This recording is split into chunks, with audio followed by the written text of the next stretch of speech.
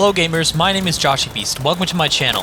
I've been playing a lot of World War III and I've noticed that many players have been struggling with basic gameplay. I've joined a lot of matches that were incredibly one-sided, where one team is absolutely mopping the floor with the other. To help out the community, I put together a list of my top 10 tips that'll significantly improve your gameplay. The first and most important tip I can give you guys right now is always carry an RPG. I cannot stress this enough.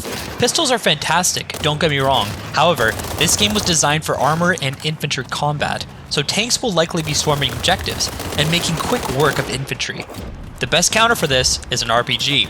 When the majority of your team is running RPGs, it makes it much easier to take down tanks. Believe it or not, tank players are actually terrified of RPG-wielding infantrymen and will often camp at the back of objectives and avoid exposing themselves. It's very common that a skilled player will retreat once they've taken significant amount of damage. And that leads me to number 2. Repair your vehicles. A lot of players don't know about this mechanic. You can repair your vehicles back at the main base. This is a repair station. They can be located in the middle of your main base, between the two main entrances. You will be able to completely repair your tank and resupply all of your ammo at any point during the match. It sounds annoying having to drive all the way back to base, but your tank could make the difference between victory and defeat. A skilled tank player will hang out far from the action and will pick off players and other tanks from a great distance.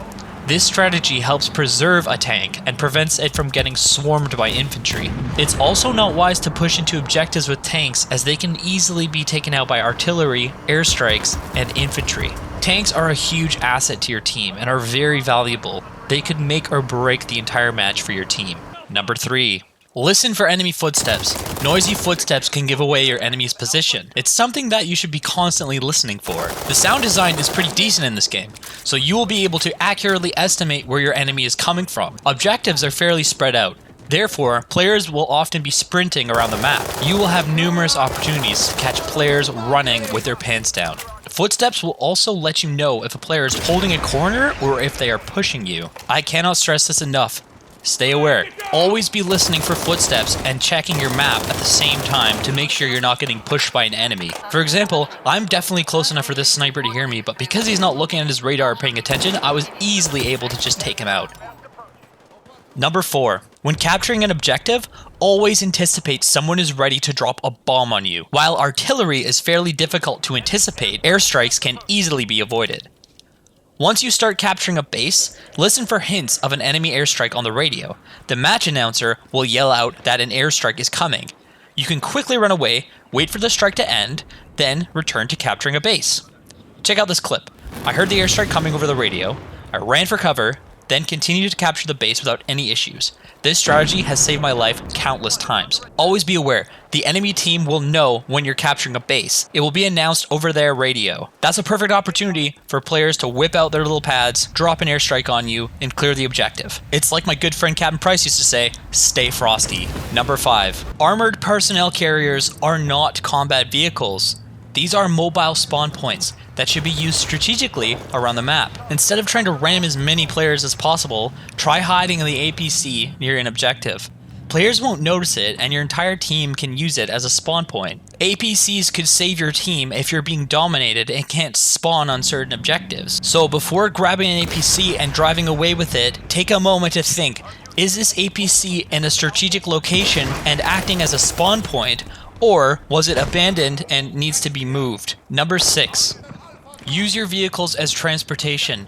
This one seems a little silly, but you'd be surprised how many players don't recognize how valuable this is. You can quickly move as large groups between objectives while riding inside of vehicles.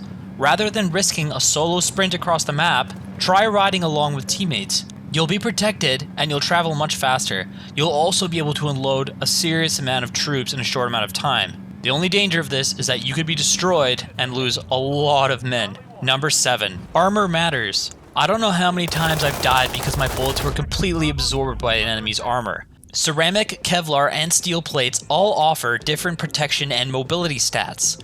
From my experience, ceramic is the best option for sweaty players that want to rush around the map with decent speed and protection. Steel plates are by far the most protective armor, however, they reduce your speed significantly, making you an easy target to pick off at medium to long ranges. It also prevents you from carrying bigger equipment like RPGs. Now for helmets.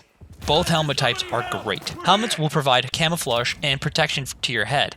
I highly recommend wearing them as they can provide a second chance for you after you get hit in the head. Honestly, nothing makes me happier than seeing a giant shiny forehead coming at me. It's pretty much a free kill. You can one-tap a player's head. If they're wearing a helmet, it's a two-tap. Number 8. Believe it or not, you can switch squads. If you're anything like me, you love cooperating with teammates. If you find yourself irritated with your squad mates, or they're playing a playstyle that doesn't suit yours, you can quickly go to the start menu and select a different squad. Squads can also be locked if you have a private party and you don't want to be bothered by other players. Number 9. Use your lean and your quick turn mechanics. They will save your life. Leaning from behind cover will leave you less exposed. It's much harder to hit a player's head than their entire body.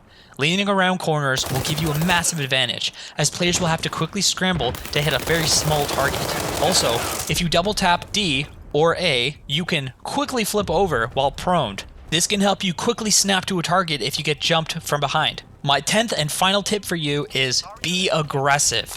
You can often catch players with their pants down. I know a lot of you panic when your health is low, and sometimes your instincts are to find cover, heal up, and prepare for a second encounter. Did you ever think to yourself that maybe that player is thinking the same thing? From my experience, I've noticed that most players tend to throw a bag down and heal themselves rather than push an injured enemy. Just look at this mess. I aggressively push and come out on top.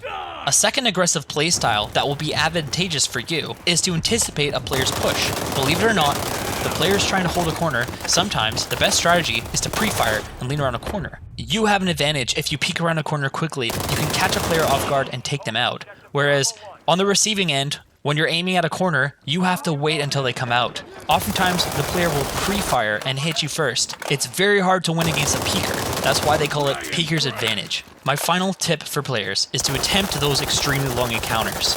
The time to kill in this game is very quick. Sometimes you might get lucky while spraying down a sprinting character who might seem really far away. All it really takes is about 2 hits to take down your target. If you see someone really far away and you don't want to give away your position, I'd like to encourage you to do so. I think more times than not, I've successfully taken down players that I thought were way too far. If you're a World War III seasoned veteran, you're probably laughing to yourself and thinking, wow, these tips are blatantly obvious. Thing is, there are a lot of people that don't have a lot of time for video games and are just stepping in for the first time. So, it's important to be patient with new players and try to help them grow. This community will only thrive if players are supporting each other and teaching each other how to play the game properly. If you enjoyed this video, please like and subscribe, as I'll be posting a lot of gameplay and other tips and tricks for this game. That's all I have for you guys. Joshua Beast out.